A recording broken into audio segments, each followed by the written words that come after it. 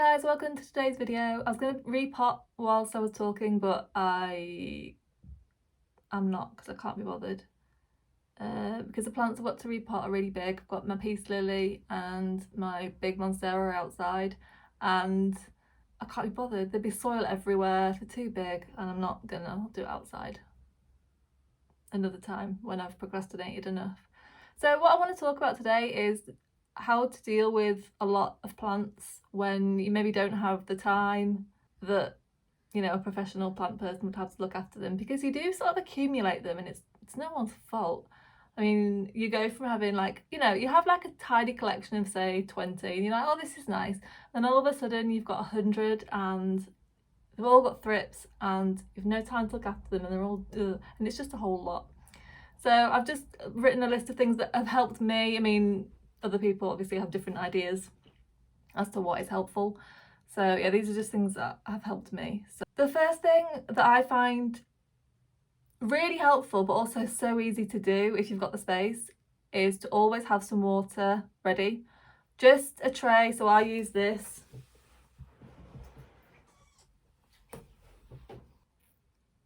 I hope I can edit out that horrible face. Right, so this is just, it's an old litter tray for my rabbits. Whenever my boyfriend does a water change on the fish tank, he saves me the water. I said water a lot. And yeah, I just keep it there, and it's always at room temperature and it's just ready to go. So if I notice that there's a plant that's dry but I do not have time to go to the tap and water it, I can just pick it up, plonk it in the water, and it takes, even if it was from one end of the house to the other, it wouldn't take more than like 20 seconds. I do have a small house, but yeah. So that's just something that's really easy to do, and it's, yeah, and don't worry about leaving the plants in the water for too long. So I leave mine overnight regularly. The thing about overwatering isn't, yeah, don't let them sit in the water for like days and days and days. As long as you let them dry out appropriately, as long as you let them dry out enough between waterings, giving them too much water in one go is rarely an issue. If you're really lazy, you can even add a tiny bit of water. You can even add a tiny bit of fertilizer to that water, and then you never have to think about fertilizing plants. I wouldn't recommend this because it would mean you were fertilizing plants all the time, but if you only add a tiny amount, you could probably get away with it. Let's start doing that. No, don't do that.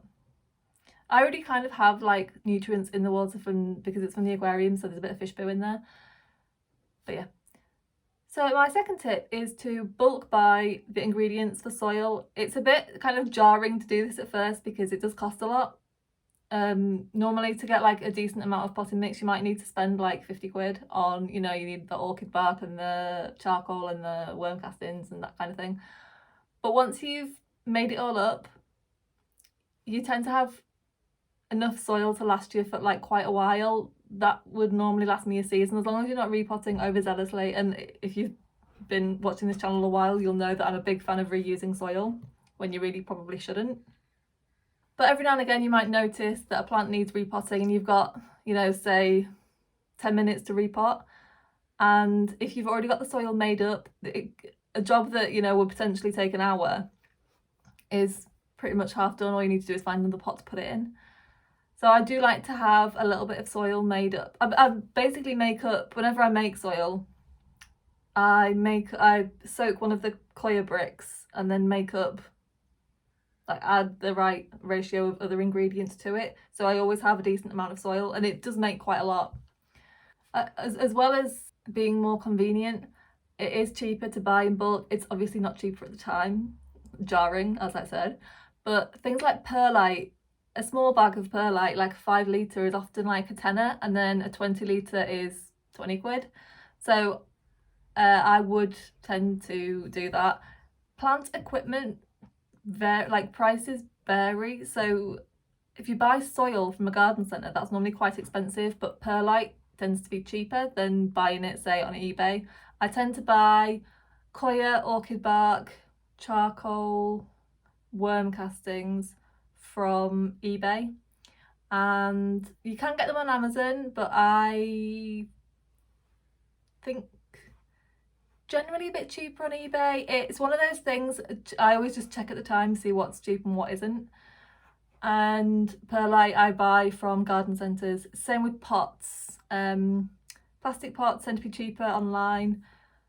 Terracotta pots are almost always cheapest at a garden centre. I have no idea why. And also you can buy, there are some garden centres that sell terracotta pots online super cheap, but they break. So yeah, that was my experience. I once bought 10 really cheaply online and one broke, which is fine for me because you can use the crocks to block the drainage hole at the bottom. So obviously like you block it, but the water can still run out. It's just to keep soiling. I'm off terracotta pots now though because I'm just not good at watering enough. My third tip is preventative pest care, and this is very much do as I say, not as I do. But something as simple as spraying your plant leaves off with, there's something on my alocasia, oh it's just a mark. Monthly, every 2 months, whenever you've got time, just keep the leaves dust free by wiping them and spraying them with, I just use neem oil, washing up liquid, dilute it, like a little drop of each.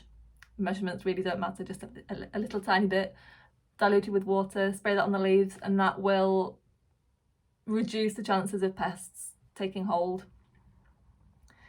It is so much easier practicing preventative pest care than it is getting rid of pests, because if the pests aren't that interested in the first place, then it's more easy to convince them to leave if you provide them with a hostile environment. Whereas if they're already in a snuggly environment and then you make it hostile, they're more likely to hang on for longer because they're like, she'll give up before we do, and she usually does.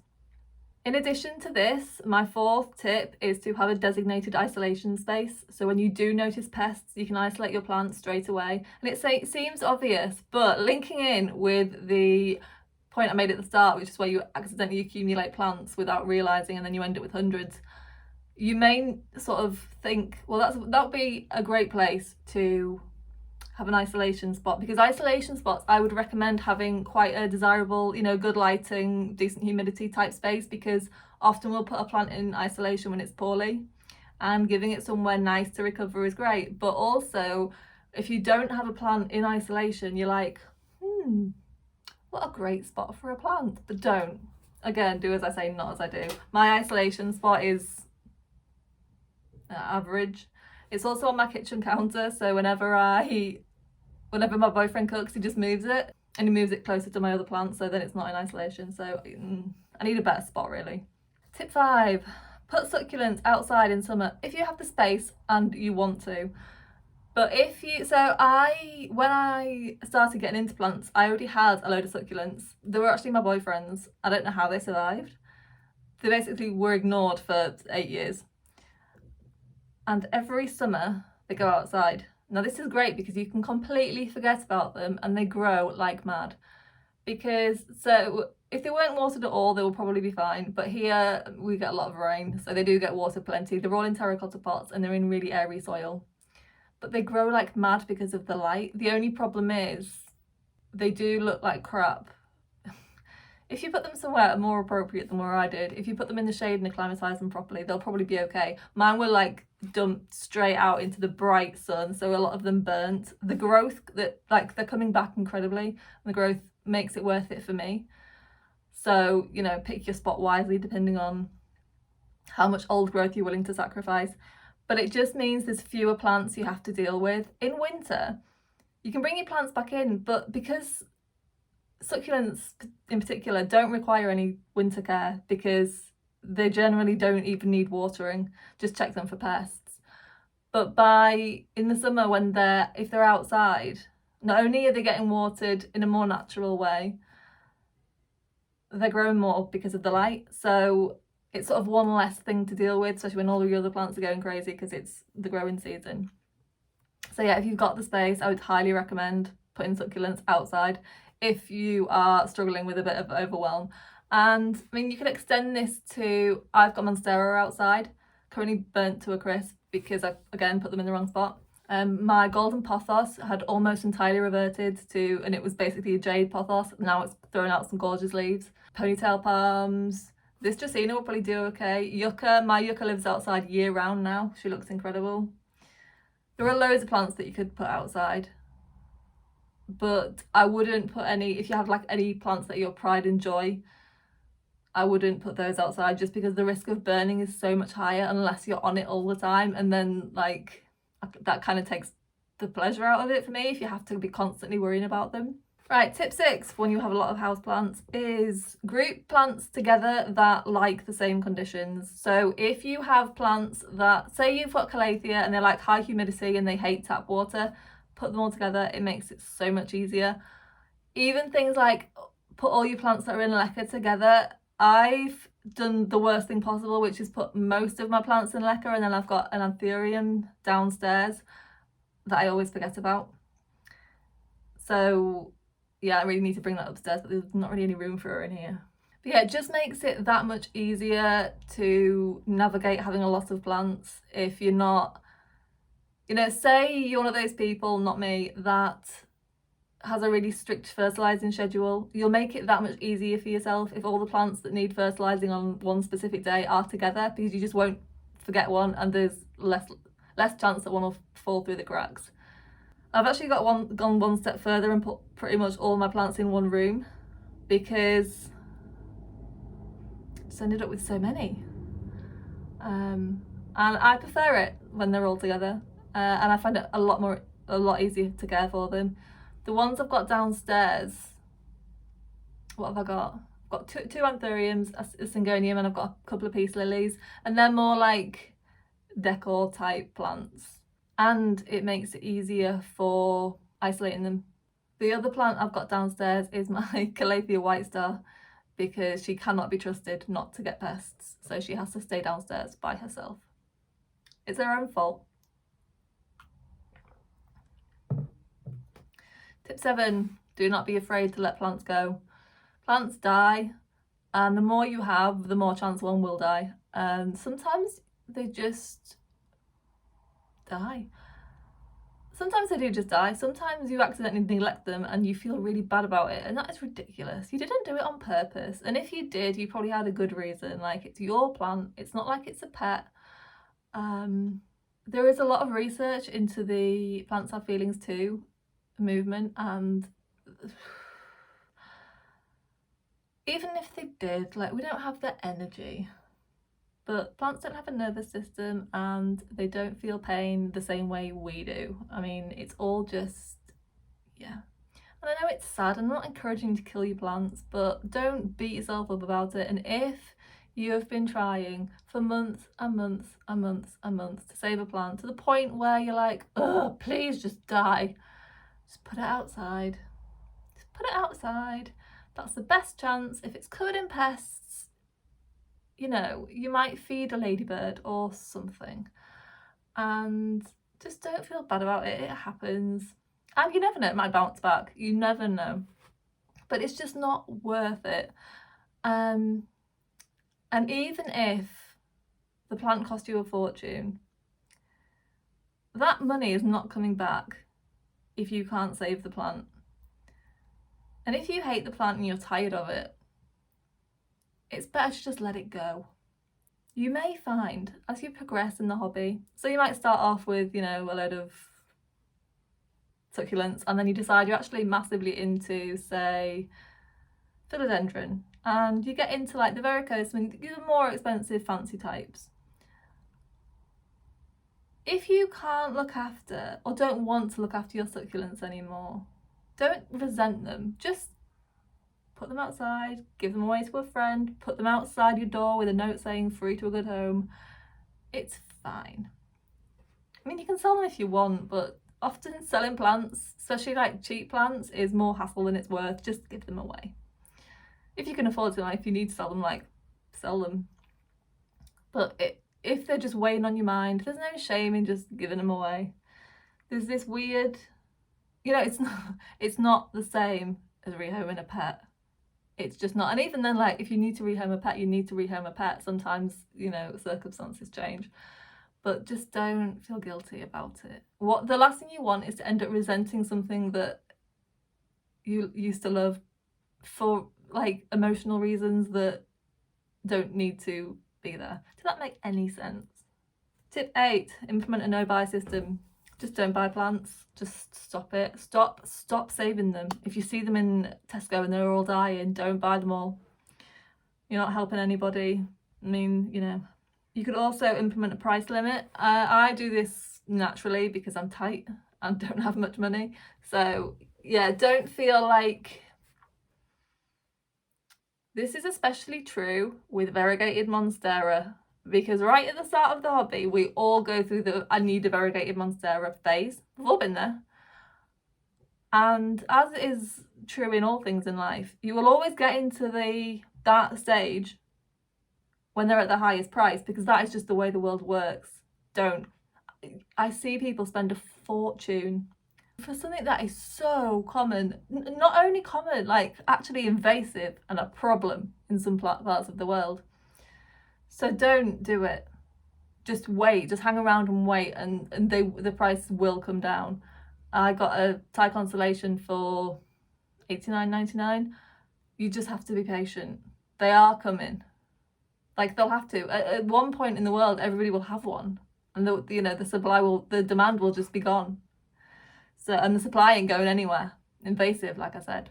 The other pricing strategy I have is one in, one out, which I find hard to do, because if I buy a plant, I'm like, right, I need to get rid of one. I'm like, well, how am I going to get rid of one? I don't want to just chuck one out, because that just seems ridiculous. I don't want to sell one because I can't be asked. So the one in, one out is something that you're like, yeah, I'll do one in, one out. But it's not the same as with plants as it is with, say, you know, clothes. Because if you say, right, I'll buy a new top, right, then I have to give a top away, or send it to a charity shop or something, sell it on Depop. With a plant, it's, I don't know, it just seems more hassle than it's worth. And then you just go, well, I'll just keep it. I mean, to be fair, we do the same thing with clothes. What I'm saying is one in, one out is, for some people, I'm sure it will work. But for me, I would just end up saying, right, one in, one out, bringing one in, and then not sending one out. So I would either go with limiting the price, limiting your budget, or just doing a no buy. Or, I mean, you can keep a running wish list. So if you see a plant under a certain, so I would say, like say I was doing no buy, but a Florida Ghost cropped up for 50 quid, I'd be like, oh yeah, okay. But if I saw a Florida Ghost for 180, no. And then just, you know, try your best to stick to that. I wouldn't recommend, unless you ask, I wouldn't recommend just randomly giving them to people, because they will get sick of it. Plus, if they don't get sick of it, you could be giving these as birthday and Christmas presents. Like, you need to think about, you know, think ahead, because you don't want to give somebody a plant in October and then be like, God, if I just hung on to it for another 3 months, could have been a Christmas present. Right, tip 9 for looking after a lot of plants is, right, you need to start thinking about plant care as self-care. And before you be like, no, it's not. No, I'm not saying that it is. But if you tell yourself that the time you spend looking after your plants is self-care, then psychologically you're more likely to be able to like fit it into your routine. The way I like to do it, so right, I'm not into self-care particularly, because we're talking about actual self-care here, not, what's the other one? Not self-soothing, right? So self-care is eating healthily, exercising, you know, just generally getting your shit together in a way that is beneficial to you. It may not feel great. Self-soothing is sitting on the sofa with 57 hash browns and watching Bob's Burgers forever. That's self-soothing, and it's more fun, but you're also not gaining anything from it other than an encyclopedic knowledge of Bob's Burgers, which I do have, because I'm far more into self-soothing. But I do like looking after my plants. I do enjoy it. I have to sort of remember that I do. So by carving out 2 hours, the 2 hours is important, every week to take care of your plants, that is self-care. You can feel good about that because it's helpful to everybody, to your plants and to you, to your mental health, and, you know, getting back to nature and all that. I've read that, you know, the Atomic Habits book, and basically you're supposed to attach habits to each other. So I'm hoping that I can like do my 2 hours of plant care and then add a healthy meal after that. Do you know what I mean? Like link everything together. It's not worked so far because I love unhealthy food so much. But yeah, that's the idea. But anyway, so the reason I say 2 hours, and this is so I love self-soothing behaviour. Like if I can do, I'm really good at doing nothing. Really, really good. So calculate how long it will take you to take care of your plants a week. And I would be surprised if it took more than an hour, unless you save up things like repotting and do all your plants at once, in which case set aside a day a month. But the reason I do 2 hours is if I get all my plant care done in an hour, I then have an hour to do nothing. So I reward my self-care with self-soothing, which I'm sure isn't healthy, but it does mean that I get it done. But often especially if we have a lot of plants and the people in our lives judge us for having, not badly, but you know, if they're a bit like, you've got a lot of plants, by attaching it to self-care, you can sort of explain yourself. Not that I think that you need to, but you can be like, well, this is, you know, it's good for my mental health, and you know, caring for something other than myself that I don't need to, because there's no repercussion. You know, if your plant dies, there's no repercussions for that. Nobody will come and take all your other plants away. But yeah, it's just a nice, healthy behaviour. It sort of works both ways, because if you assign that time and you put the time into looking after your plants grow better, and then you're like, oh, I've got a reward. If you're like, well, I find it a hassle to look after my plants, yeah, so do I sometimes, but by psychologically calling that self-care, because you need to remember that self-care is sometimes awful.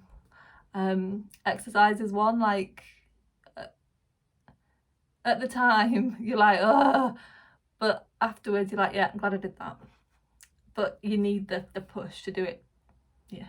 Right, so the last tip for looking after a ton of plants is quite specific, and it's not only specific in what it is, but it's specific to me. So if you're like, that doesn't apply to me at all, fine. And that is eliminate or limit hanging plants, because hanging plants look incredible, but oh my god, they are such a pain to look after because they drip everywhere, and you have to move them to water them unless you have like a good drip tray, and it's just ugh. I do have one hanging, well, I've got a few, but they're not hanging anymore because it was too much of a I do have one hanging plant, and my Hoya Bella hangs in my bathroom, and she's fine because she doesn't need watering more than like monthly, if that, and because she hangs on the shower rail, I can tell when she needs watering. So Hoya leaves go quite wrinkly when they need water, so I see her every day at least whilst I'm in the shower, so I don't feel like I have to go and check on her. She's like part of my daily routine. So yeah, and if she gets really bad, I could always put her in the bath while I'm having a shower. I mean, that wouldn't be great for her because obviously the water's warm, but you know, I could. So yeah, but hanging plants do look good, and like it's very Pinteresty, but realistically you're looking at having to get them down just to even check the soil, not even to necessarily water them. They shed on the floor, they get caught on stuff when you're walking past them. In my opinion, they're just more trouble than they're worth. If I had some sort of system with a trough underneath to catch the drips, fine, but I've not got the space. If you hate your trailing plants, then just get shelves and stick them on top, because no, I've not got time to be mopping up like soily water off the floor. Well, I hope this was helpful, and I hope that Editing Caroline has managed to cut this down from what it is, because it's really long. If you have any tips for looking after a hell of a lot of plants, please leave them below, because I'm sure we're all interested, and there's always a chance that somebody has a tip that means that you can get all your plants watered and fertilised and stuff in 1 minute a month. So yeah. Anyway, I will see you next week. Thank you for watching. Bye.